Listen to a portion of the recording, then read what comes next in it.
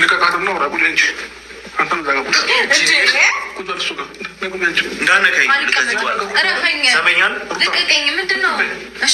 ሰው የጣለውን ሲያነሱበት አይወድም። ከኔ ቀድመሽ አንቺ አታገቢም ነው ነገሩ። አሰላሙ አለይኩም ወራህመቱላሂ ወበረካቱ። ውድና የተከበራችሁ የቻናሌ ቤተሰቦች እንዴት ናችሁ? ሁላችሁንም ሰላም ብያለሁ። ለዚህ ቻናል አዲስ ከሆናችሁ ሰብስክራይብ እያደረጋችሁ ቤተሰቡን አዳዲስ ታማኝ መረጃዎች የሚለቀቅበት ቻናል ነው። 5000 አስገቡኝ ውዶችዬ። ሁሌም ከጎን ያላችሁ የምታበረታቱኝ ያለ መድከም ያለ መሰልቸት ሰብስክራይብ፣ ላይክ፣ ሼር ያደረጋችሁ ከጎን ያላችሁ ፈጣሪ ሁሌም ከጎናችሁ ይሁን። ሁሌም ደስተኛ ሁኑልኝ። ፈጣሪ ከፍ ያለ ደረጃ ያደርሳችሁ። እንግዲህ አብርሽ እንደምታዩት በጣም ነው በቅናት የተናደደው ማለት ነው። በጣም ነው የተቃጠለው። ጭራሽ የሰው ልጅ የጣሉበትን ሲያነሱበት አይወድም። አብርሽ እንግዲህ ከዚህ በፊት እንደሰማችሁት ከዚህ በፊት ሲናገር እንደነበረው የራሴን ህይወት ጀምሬያለሁ፣ እሷም የራሷ ህይወት ትጀምር፣ አልፈልጋትም፣ 80 ቀደናል፣ ሚስቴ አይደለችም ብሎ ተናግሮ ነበረ ማለት ነው። እና እንግዲህ አሁን ላይ በቅናት አንጨርጭረዋለች ሩታ ማለት ነው። በጣም ፊቱ እንዳለ ነው በቃ ጅዝብ ያለው የተቀየረው የተናደደው። በነገራችን ላይ አንዳንዱ ሰው የጣሉትን ሲያነሱበት አይወድም። ለምን መሰላችሁ? እሱ አልፈልግሽም ብሏት እያለ አሁን ላይ ሌላ ሰው በገዛ ቤቱ ላይ እንግዲህ እሷን ወደድኩሽ ብሎ ሲመጣ ለሱ በጣም ከባድ ነበረ። እሱን እስከ መገፍተር ደርሷል። አብርሽ አሁን ላይ ቅናት የያዘው እኔ ሳላገባ አንቺ ቀድመሽኝ አታገቢም ነው እያለ ያለው ማለት ነው። በቃ እንደዛ ነው። ገብቷችኋል? ሩታ በነገራችን ላይ በጣም ተሳክቶላታል። አንጨርጭረዋለች፣ አናደዋለች። ብልሃትን ተጠቅማ እንዴ ውሃ ጠጣ እያለችው በመሃል ከዚህ በላይ ይሞታል እንዴ? እንደውም አብርሽ ማለት ነው በህግ ምናምን ስለፈራ ነው እንጂ ነገሩን እንዲህ ራሱ በያዘው ከረባት ምናምን ሲጠረጎን የሆነ እርምጃ ቢወስድ ማለት ነው ደስታውን አይችለውም ነበር። ደስታ እንግዲህ የህግ አካል ኃይል ልጥራ እያለው ነበር። እንግዲህ ያዘጋጀው ኃይል አለ ወይንም ደግሞ የህግ አካል አለ ማለት ነው። አያችሁ ሲናገር ነበር። እንደውም አብርሽ መምጣቱን ቢያቅ የበለጠ ተዘጋጅቶበት ይመጣ ነበር። እንግዲህ ደስታ እኔ ላንቺ ብዬ ነው ባልሽ ስለነበር የልጅሽ አባት ስለነበረ ላንቺ ብዬ ነው ማከብረው እንጂ ልኩን አሳየው ነበረ እያለን ያለው ማለት ነው። አንተ ምንም የምትጠራው ኃይል የለህም እያለው ይገኛል አብርሽ ማለት ነው። አይጠቅምሽም፣ ይቅረብሽ እያለ እየተናገረን ያለው በፊት እንግዲህ ብዙ ላይፎችን አሳልፈናል። ስለዚህ እኔ ላንቺ ብዬ ነው እያለ ነው። እውነት አብርሽ ለሩታ አስቦ ነው ወይንስ ደግሞ ቀንቶ ነው? በጣም ነው የቀናው። ለሱ አስቦ ሳይሆን እጅግ በጣም ቀንቷል። ልጅን ልጠይቅ ብሎ መጣ አለ እንጂ ተናገረ እንጂ ሲጀመር ልጁ እያለቀሰ ራሱ ቼክ አላደረገውም። መጨረሻ ላይ ሰምታችሁ ከሆነ ዝም ብሎ ነው ጥሎት የወጣው እንጂ ልጁን አላየውም። በነገራችን ላይ አብርሽ ልጁን ለማየት ከሆነ የመጣኸው ልጁን አይተህ መውጣት ነው። ግን ደግሞ አንተ ያስቀመጥከው ሰላይ ማን ማን እንዳለ ማን ማን እንደገባ ማን እንደወጣ በስነ ስርዓት ተነግሮህ ነው የመጣው እንጂ ልጁን ለማየት አይደለም።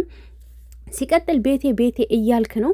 ቤቴ ከሆነ እኮ እየከፈልክ ከሆነ ከዚህ ጀምሮ ከዚህ ቀን ጀምሮ ክፍያ አቁም ያለው ማለት ነው የሚጠበቅብህ ላከራዩ። ሲቀጥል እሷ ደግሞ እኔ ነኝ የምከፍለው እያለች ነው። ደስታም ቤትህ አይደለም የሷ ነው እያለህ ነው ማለት ነው። ስለዚህ እሷ ከሆነች የምትከፍለው ይሄ ቤት በስምህ አይደለም፣ እንደፈለገች መሆን ትችላለች። አንተ ያቆምከውን ክፍያ እሷ እየቀጠለች እየከፈለች ነው ማለት ነው። አየህ። ሲቀጥል ደግሞ ከዚህን ቀን ጀምሮ እኔ ነኝ ቤትህን የተከራየሁትና እኔ ነኝ ከፋዩዋ ማለት ትችላለች ላከራዩ። አከራዩ የሚፈልገው ዞሮ ብሩን እንጂ ማንኛችሁ ኖራችሁ ግድ አይሰጠውም። እናም የእውነት አንተ ቀንተህ ካልሆነ በዚህ መንገድ መቋጨት ትችላለህ እንጂ በዚህ ልክ ወከባ አቧራ ማስነሳት አያስፈልግም። እና ምንድነው አላማሽ? ምንድነው እቅድሽ እያልክ ነበር አንተ። ምንድነው አላማህ? ምንድነው እቅድህ? እንዴ እዛ ጋር ከሄርሜላ ጋራ ግድግዳ ላይ ፎቶ ተለጥፎ ምናምን አይደል እንዴ ደስተኛ ሆናችሁ? እና በዚህ ልክ አንተ ለምን ተንጨረጨርክ?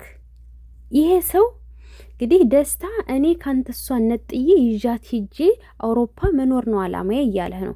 እንኳን አውሮፓ ሐዋሳ ራሱ የሚያዝናናበት ምንም ነገር የለውም እያልክ ነው።